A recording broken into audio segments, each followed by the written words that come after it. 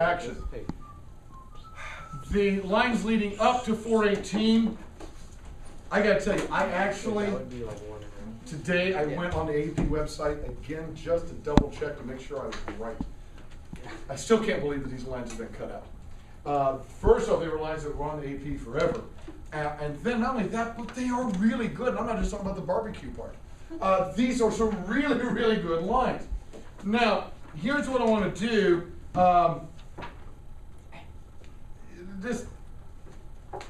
I'll tell you what I'll do. I'll protect your identity. I won't even look at you. Did you read this in English last night? Yes or no?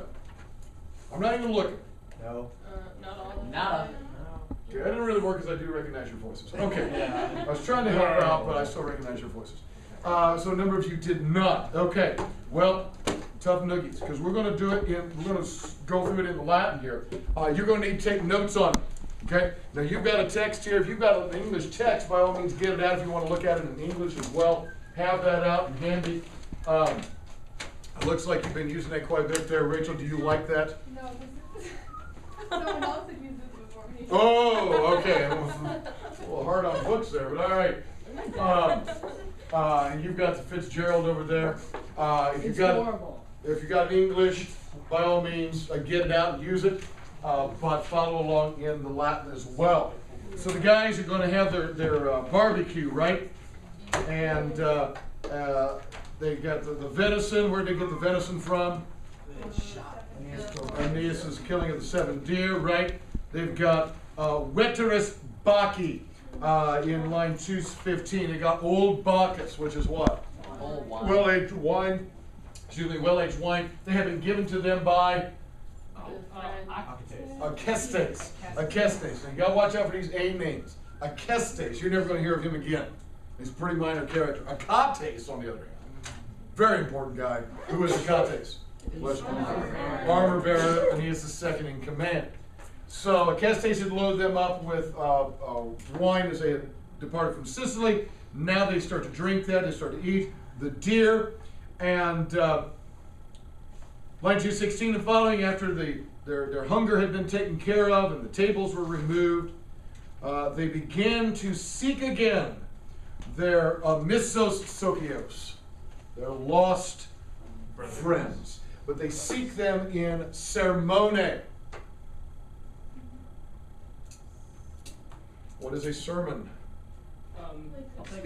Speech in conversation, right? So they're not actually actively going out and looking for these guys, but they're seeking them again in speech. In other words, they're remembering them. They're talking about their lost comrades, wondering what has happened to these guys.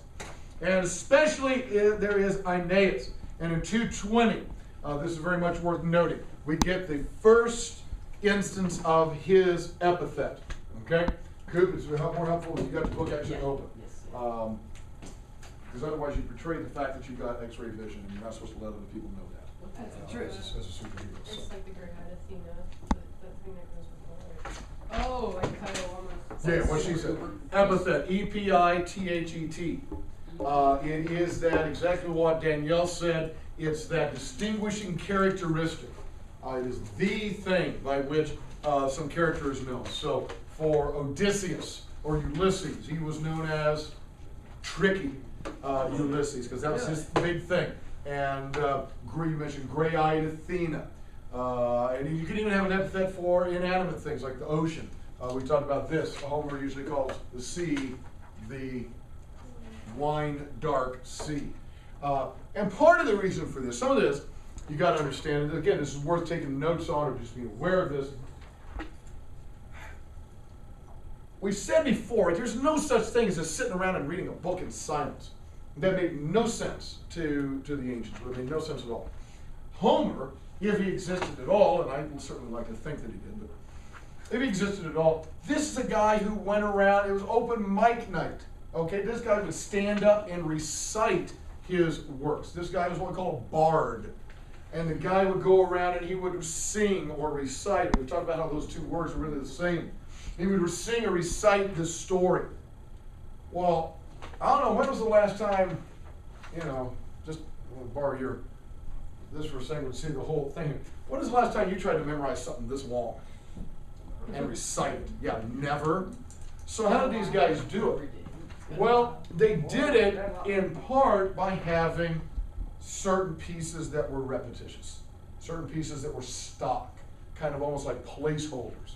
And so when you had some of these names, and they're always named so-and-so, son of so-and-so, you've always got this particular epithet. Honestly, it allows the person to speak for a little bit and not pay attention to what they're saying, so they can actually think about what's coming up next, okay? So, yes. They wouldn't do word by word, they would just, but they would memorize the story. Right, memorize the story, and well, I will say, I mean, if you think about, particularly you think about great actors, like Shakespearean actors or whatever, I mean, the person is able to memorize large chunks of text. In fact, I don't know if anybody's got the Lombardo translation of the Iliad. That's the one we have read at Reading the War on Poverty for Iliad and the Odyssey. Stanley Lombardo out of the University of Kansas, he does this. He actually goes around and performs like the Iliad and the Odyssey, and he used his performance experience to shape his translation. He knew how he liked to say things, and it is accurate, but at the same time he knew how he wanted to say it out loud in performance. So pius aeneas, this is his epithet. This is, of course, meaning what? Pious, but that's loyal. There you go. Loyal Aeneas. Here's the first time. And he's missing his friends too, and he names a bunch of them here in lines 222 and following. Okay? And then Jupiter comes into the picture here. Top page 37, which is line 223 and following. Okay? Jupiter is looking down, presumably from Mount Olympus. He sees all the mare and the terras in 224, right? He sees all the litera and the populos. And while he's looking down, somebody approaches him in lines 228 or 227 and following, and it is none other than Venus. Venus comes to approach him, and she comes to him. She's got kuros in her pectorae. Yeah, cares or worries in her heart, and her oculos are filled with lacrimes, are full of tears. And I don't know how it works for you ladies in the room. I don't know what your relationship is with your daddies, but it's long been known in the history of humankind that when a daughter, however old she is, cries to her daddy, she will get what she wants. Okay? We know this in mythology, we know it in cartoons, we know it in stories, and this is the way it is. And it's just the way it is in reality, exactly right. I mean, you know. No, this is an old picture, but seriously, you think I'm going to ever be able to say no to that? I mean, look at that sweetie pie. You know what I'm saying? Way too cute. Isn't that the, I mean, that's just How is that your daughter? That's 10 cousins are, man. Yes, that's Olivia. You don't know, you're new, I get that, all right. But this is Olivia, and she's 7 now, and that's a little picture. But I'm saying, I get it. I understand that. And so she goes to Daddy Jupiter with tears in her eyes and cares in her heart. Because, who is she in the story? His mother. His mother. And honestly, it's like, all right, we complain. Do you know the term helicopter parent? Have you heard that term? Yeah. It's a fairly new term. In You the know last the few newer years. one? Lawnmower parent. Don't know that one. Because like paving the way, you know? Oh, okay. Oh. Didn't know that. Helicopter hovers. The helicopter parent kind of hovers over their child, makes sure everything's okay. There are parents, and I got to tell you, this is ridiculous. But there are parents who will call up professors. Well, their children are at college now, checking up on assignments. Wow. That's doing Oh my goodness. Overly attached. They're overly attached. At some point, child has got to grow up. If you're old enough to go to college, you ought to be old enough to handle these things for yourself. That's the helicopter parent, okay? Venus is the first instance of this in history, I think. She's just carrying. Okay. She's not caring, she's overprotective. What, have you seen what Judah just did to her son? Oh, come on, he's a warrior! Oh, that doesn't The matter. guy's got a He's- spine. He can take care of He's himself. not mortal. I'd be worried. He's a dad. He's married to a princess. He's a commander of men. I know Juno. Oh. I know Juno. I admit, Juno's bad. I get that, but this is it. Venus is concerned about what's happening to her son. Yes, quickly. If there's a question, talk to me about it later. Okay, on that, yes. I'm not blowing off a student. I'm blowing off a student helper, so it's okay. All right. And she goes to him and she says, "Oh, you who regis, you who rule the affairs of hominum and deum." Man and gods, right? She starts off with the suck up, right?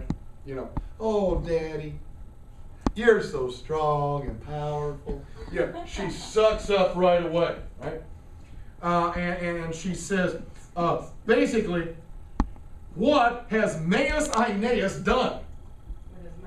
What has my Aeneas done? What have the Trojans done, as far as that goes? That the entire orbis terrarum, down in 233, the entire orbis terrarum, synonym for mundus. All those deaths. The entire what? The entire world is clouded, is shut off to them, all because of Italia. All because of Italy. Just because Juno doesn't want them to get to Italy, now they can't go anywhere? Now they get beat up and blown all around the Mediterranean? What could they possibly have done? And she goes on to say, this is the classic. And I'm telling you, and this now I'm going to say, this is not just girl, this is a classic little kid. But Mommy, but Daddy, you promised. Policitus, there it is in 237. She says, you promised that there would be ductores. There'd be some leaders who would come up from the sanguine tucri, from the blood of the Trojans. Sniff, sniff. Leaders who would rule over the mare. Sniff, sniff. And all Eteros. Sniff, sniff. You brought. And then she calls him out and she says, what opinion, what sententia has wertet te? What new opinion? What has changed you, Genitor, synonym for pater? Daddy, what changed your mind? You still gonna defend this? Yeah. She knows how to make sure her son is okay. Okay. It's like All right, then. mother- We're gonna go, Think about Daniel, we're your gonna go with the daughter. Heflin interpretation. Okay, think about your daughter Then- getting thrown around in the ocean. All right, it's just not a pleasant thought. Yeah, it's a fair point. Okay. Okay. So what she's doing here, she's being a good lawyer. Right? She says, here's the contract. It says right here, paragraph 3, subsection A, point number 2, that my boy and his men are going to start a new kingdom. It says so right here, and you signed it. All right, so she's a lawyer. Tears. Right? With tears. Okay. With tears. And then she says down in line 241, she says, what finem? What end of these laborem do you give, O Rex Magnae? O great king. And then she talks about in lines 242 and following, largely over through about 248 there maybe, she talks about there are other Trojan refugees who have already set up new homes. Now, that's a little aspect of the story that a lot of people don't realize. Right? It's just like with the 300 Spartans. People think there were only 300 Greeks there. That's not true. There were 300 Spartans at the pass of Thermopylae. But there were other Greek city-states who had fielded soldiers. The Spartans were the leaders, but there were others there. Same thing with this. Aeneas was not the only band, leading the only band of refugees from Troy. There were others. And they've already found settlements. They've already started to enjoy a life of peace. She says, what about my guy? Okay? And in fact, she says, she really calls it out right here in 254. She says, is this the honos pietatis? Is this the honor of pietatis? of height of loyalty? Is this how we honor loyalty? Is this how we gods honor a human's loyalty? By, messing him over around the Mediterranean? So that's not good. Now, the father of gods and men, he subridains, he smiles down at her. He kisses his daughter, and he tells her, Harke metu, spare your fear. Don't be afraid, basically. Manent imota tuorum fata tibi. He says, your fata, your destiny, your fate, manent, remains. Stop getting all bent out of shape here, girl. The fate is still in place. Okay? Matter of fact, he says, you're going to raise up Aineon, line 260. You're going to raise him up to the very Sidera Kaili. To the Sidera, like Stellas. The stars of heaven. You're going to see this guy all raised up. I promise.